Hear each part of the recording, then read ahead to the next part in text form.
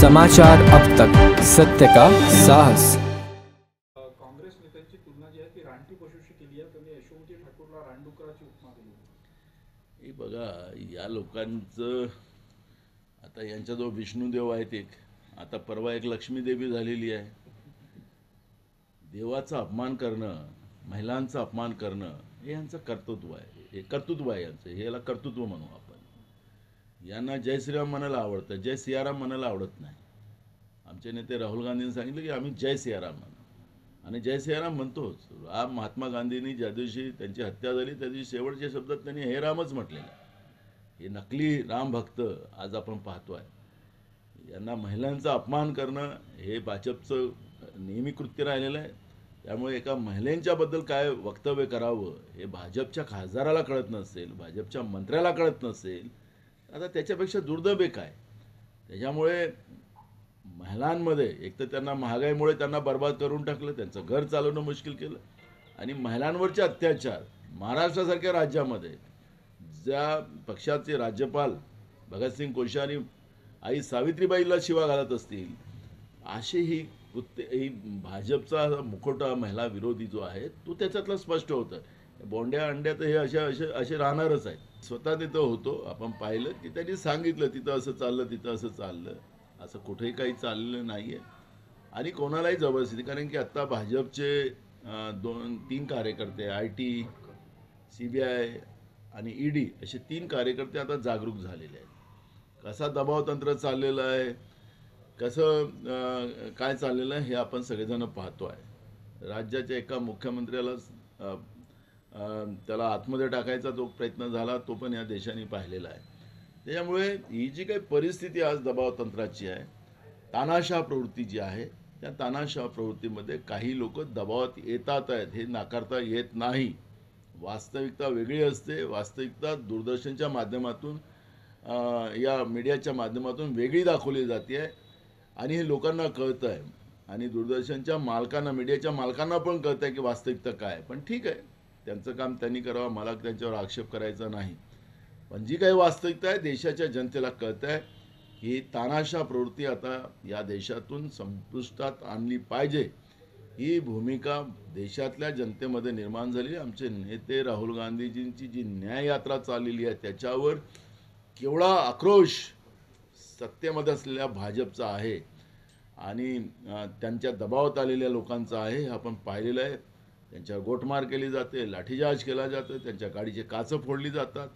अशा पद्धतीची एक व्यवस्था, कारण की या देशामध्ये सत्तेमध्ये बसलेले तानाशहाच्या बोलण्याचा अधिकार कोणाला नाही, असं या लोकशाहीमध्ये निर्माण करण्याचं, परिस्थिती निर्माण करण्याचं पाप जे BJPनं घडवलेलं आहे त्याचं दर्शन राज्याच्या आणि देशाच्या जनतेला दिसते आहे. आणि त्याचा परिणाम मताच्या रूपामध्ये तुम्हाला पाहायला मिळेल की पुढच्या, आता हा शेवटचा बजेट नरेंद्र मोदीच्या सरकारचा होतं. याच्यानंतर नरेंद्र मोदीच्या सरकारला बजेट मांडण्याचा अधिकारहीसुद्धा देशातली जनता ठेवणार नाही, असं चित्र आज देशामध्ये आहे. मी त्या प्रेसला होतो बाबा, माझ्या समोरच त्यांनी प्रेस घेतलेली आहे. इंडिया अलायन्समध्ये बदलले ते त्यांनी सांगितलं. त्याच्यामुळे ही जी काही वावटळं निर्माण करून महाविकास आघाडीमध्ये तेढ निर्माण करण्याचं काम केलं जाते आहे ते थांबवलं गेलं पाहिजे. दुसरं, महायुतीमध्ये काय चाललेलं आहे त्याचं उदाहरण कालच गणपत गायकवाडाच्या रूपाने पाहिलेलं आहे. एकनाथ शिंदेच्या अध्यक्षाला पोलिसांच्या समोरच गोळीबार होत असेल तर तिथं काय तणाव आहे तिकडे लक्ष घाला ना. महायुतीमध्ये, महाविकास आघाडीमध्ये कुठलाही तणाव नाही. सामोपचाराने जागा वाटपाचं होईल आणि आम्ही मिळून 48च्या 48 जागा आम्ही लढू आणि 48 जागेवर आमचा विजय आम्ही प्राप्त करू, अशी भूमिका आमची आहे. अजून आमचं मेरिटच्या आधारावर सूत्र आहे ते या 8-10 दिवसामध्ये तो फायनल होईल. मोठे आणि छोटे नाही, 48 ही जागा महाविकास आघाडी लढेल आणि आम्ही मिळून लढणार.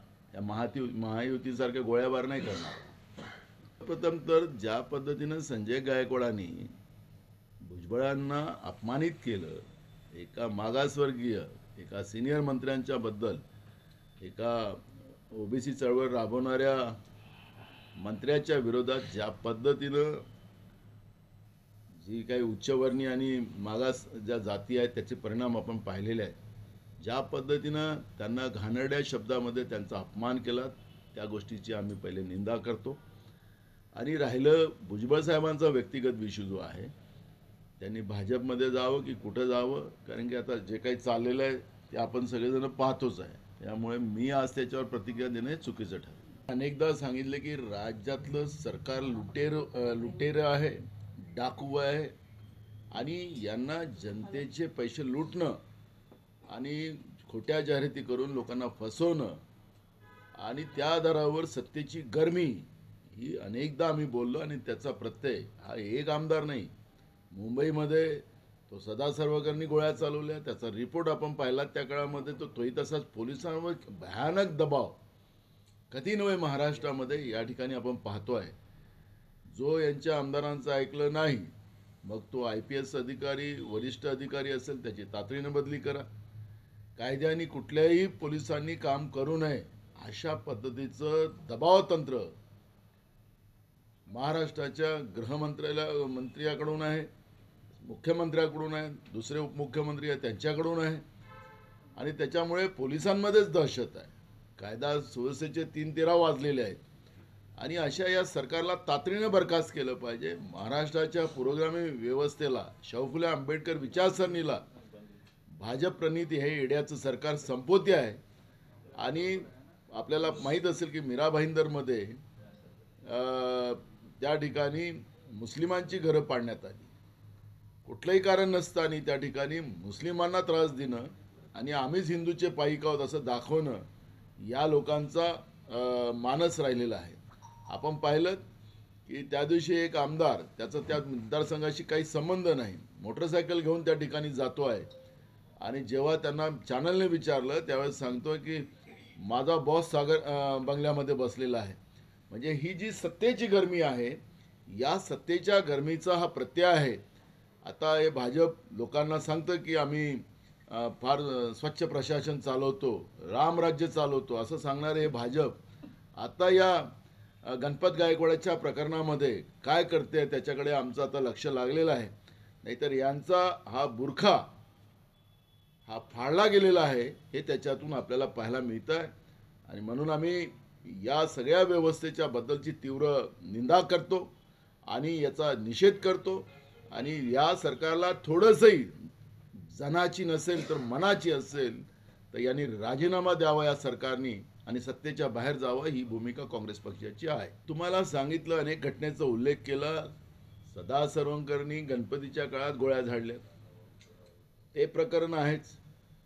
या सरकारमध्ये गुंडशाही, तानाशाही, राज्याच्या जनतेचे पैसे लुटून ऐशो आराम करणं आणि आपण पाहिलं सरकार आपल्या दारी आहे एक नवीन त्यांनी व्यवस्था काढली, सगळे मंत्री त्या ठिकाणी पोहोचतात आणि त्या जिल्ह्यातला DPDCचा पैसा सुद्धा त्या ठिकाणी लुटला जातो आहे.